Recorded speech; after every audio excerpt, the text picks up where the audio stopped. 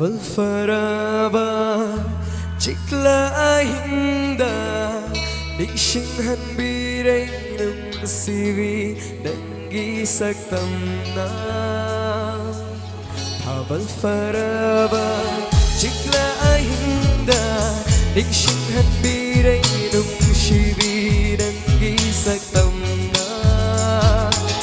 Laplan berkenagi Oi krabasu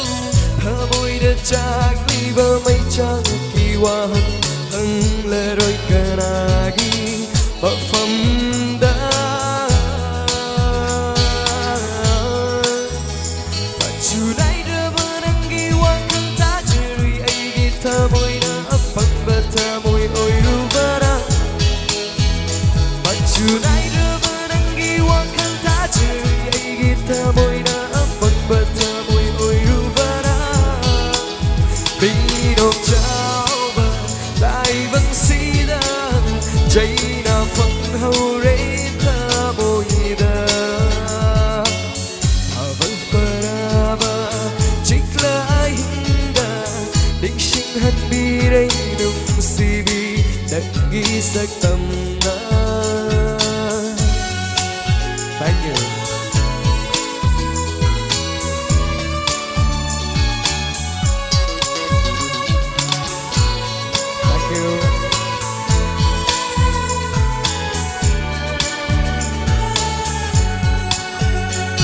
Awavana thalava aigi thamoy se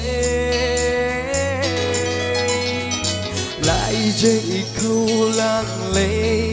khích pina vẫn lấy chưa đây Awavana thalava aigi thamoy se lại dậy câu lang lệ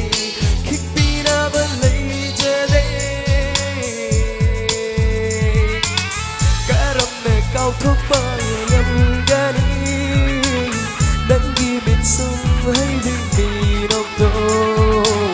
cao thúc thì khăn lưu bờ na định sinh hơn lê tất cả đời phẩm đa but chu nay đưa vỡ đắng ghi hoa khăn ta chơi ai ghi thamoy na băng bờ thamoy ôi ru vỡ đã but chu nay đưa vỡ đắng ghi hoa khăn ta chơi ai ghi thamoy na băng bờ thamoy ôi ru vỡ đã bình độc trao bờ lại vẫn si đa Jay na phăng hầu rê thamoy na Paval Faraba Cikla hinda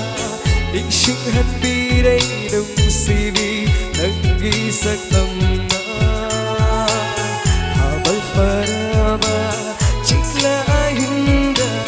Định sinh hân bi đây nung si vi Nâng ghi sắc tâm na